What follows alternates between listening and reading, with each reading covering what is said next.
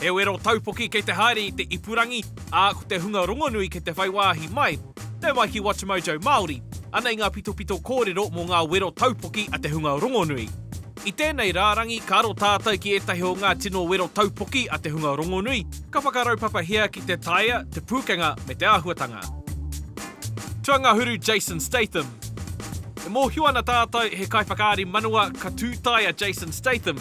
Anō nā ngā ariki o na pūkenga whawhai, o na waiwai hohoro me tana mārama ki te rere o te wā, engari anō I konei, I tēnei horopaki kua ua pūkenga rā, mo tana inu. E aua hoki rā, I waiwāhi atu ia ki ngā whakataitai atata taupoki te hunga rongonui I te tau 2019, aha ko he āhua maroke tāna, he paitonu. Now truly defective te ki, this is exactly how I imagine a remake of Cocktail starring Jason Statham would play out. Tuaiwa, Lizzo.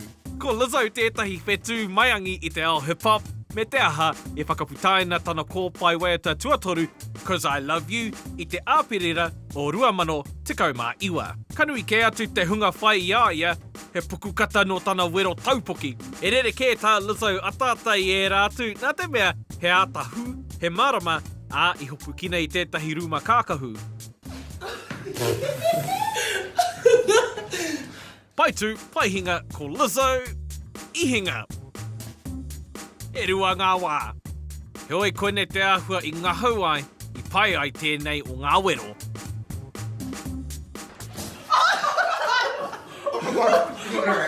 Tuawaru, John Mayer. Ko waia kea John Mayer ki te whakahi ngā tukemata, engari I tēnei a tāta ka whakātu hoki ia I te hohoro o na waiwai. Ka whakarewa a John I tōna waiwai, tika atu ana ki te taupoki, ka rere atu, ka rere mai, ka kotahi atu ki te kāmera.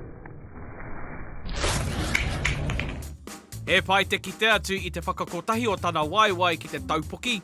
Māma nui ho te toa I tēnei a tāta. E titia ai tana wero kia mahara, ka tiro whakahihi atu ia ki te kāmera, kai paraua. Me tūpato tātou ia John Mayer. Tuawhetu, Hailey Bieber. No hea te whānau Bieber e kore e whaiwāhi ki ngā mahi o te wā, ki te wero nei anō hoki. He pai tā Justin whakarere taupoki mā tana whana hurihuri. He oi, ko te tino I te whānau nei ko Hailey. Nāna te atata auahara wātu, nā te mea I āpitihia he waiata, he takamori, ka mutu, ka whakamahia e ia he ATV. Ai, kua ki te tāta I aua whana anō rā, engari he tuatahitanga te whakamahinga o te rā momo waka. Koina I pai ake ai tēnei a tāta I ētahi atu. Tua ono Marlon Wayans. Waiho mā Marlon Wayans e whakatoi te wero nei, engari he ngahau. Mā rake te kite kāria I te tino ū ki tēnei wero I te mea ka puta I a ia ētahi tangi karate, a ka ūmere noi hoa ia ki te pātara mo te rima hekona. Pēnei ia Lizzo, ka hinga a Marlon I te ngana tuatahi, a I te ngana tuarua, ka tika atu te pātara ki te papa. Ko ana kupu whakamutunga te tino tohu kāori ia I te tino ū ki te wero. No challenge! Aha ko te āhua whakaheke piro I te kore I tino ū, ka kite anō I tēnei āhua he pukukata tonu te atata a Marlon. Tua rima, Conor McGregor. I mōhio mātou ka pai te atata a Conor McGregor me te aha I tutuki ngā wawata. Aha ko e tūturu te whana, nā ngā kōiriritanga I eke ai. Pēnei I tēnei, ka koro tuahuatua Conor ki te pātara, he tohu nō te whakaute, me uaua ka kite I ngā rongonui e pēnei ana. Nōna ka tuku I tōna waiwai, kei te pupuri ia I tētahi pātara wihiki, a I te mutunga iho, ka tohi I te hunga mā takitaki. Engari kāri ia I inu I te wihiki, pi roiroi ana. Kia kaha Conor inu mea. Tuawha Donnie Yen. Mena I whakaaro tia tētahi tangata nāna te whana paira wātu, ko tētahi toki whawhai tērā, kai tito neke hanga ho henga anō hoki tērā. Ko Donnie Yen tētahi āhia rongonui o te ao. Kua whaiwāhi atu ia ki ngā tini kiriata āhia, me ngā kiriata Amerika, pēnei ia Triple X Return of Xander Cage, me Rogue One. Ai I tutuki ngā wawata I tā Donnie whana. Kei te mauhā te Toronto Raptors ia, kānata! Ka mutu ka ara ia I ona karu, I mua I tana tuku I tana whana ki te taupoki. Ai, he mahi nā te toki whawhai. Tuatoru Blake Shelton. Mena I whakaaro tia te tangata e kore e tino eke te whana, ko te tohunga waiata ko Blake Shelton tērā. Ka whakatoa Shelton I tāna tāta ki tāna āhua tua whenua, ka rangona ngā ngarara e roro hu ana. Ka kite hoki I tētahi pātara Smithworks vodka I tāna wero, nāna tērā momo inu rongonui. Pēnei ia Marlon Wayans, kāria Blake I tino ki te wero I whakatoi kē. Ka whana ia I te pātara, ka oko I te pātara, a katangi. E ahua ōrite ki tētahi whakatairangatanga Smithworks, engari hei aha. He puku kata tonu, nā reira I pai ake ai I ētahi atu a tāta. Oh God. What have I done? What have I done?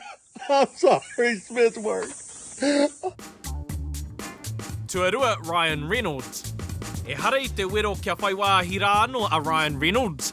I whakaro tēnei kai whakari rongonui kia arahi I tēnei wero ki wāhi ke atu, me te aha I eke marika. Ka mātaki tātou I te waikanaitanga o te pātara e hari atu ana ki ngā wāhi a tāhua I mua tonu I tana taenga atu ki te kāta o Ryan Reynolds. I reira ka tukuna atu anō e Ryan ki tētahi pātū, ka pakaru, I uma I te oma pai.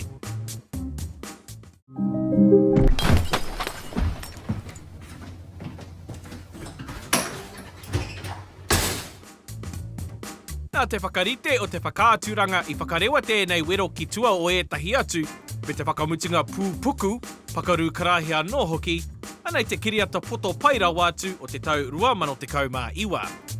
E au ara no atu ngā tāngata ko te tuki a rātou tēnei wero, e māmarawa, ngari kāriau I te ki ka whaiwāhi kuau ki tēnei wero, ka hinga marika ahau. Heoi, nā wai te a tāta auahara wātu, taiho kia puta e nei whakamānoatanga ka mōhio ai koe.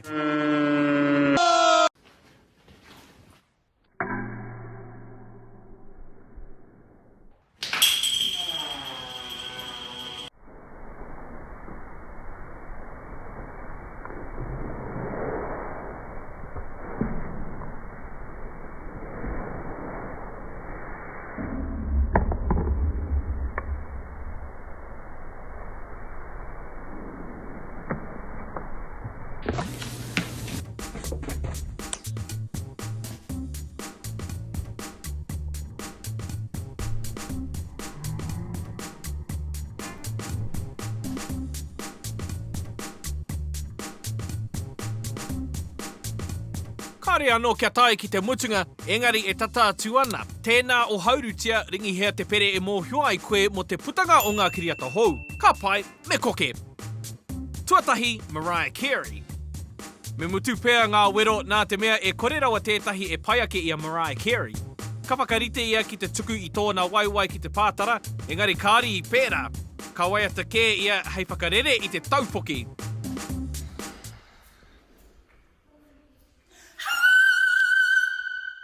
Ai, I tēnei a tāta, he reo tōiri nōna I rere ai te taupoki. Kāri ia I tautapa I tētahi atu, ka hikoi whakahihi no atu me te mōhio koia te toa o te wero taupoki. Kei te mōhio tātou e hara I te whakataitai, engari I turaki, I whakahinga katoa ia I ngā kai wero katoa. Kei te whakaira nei koe, tirohia tēnei kiriata pai nā Watch Mojo Māori, o haurutia, ringi hea te pere e mōhio ai koe hei ahia putai mātou kiriata hou.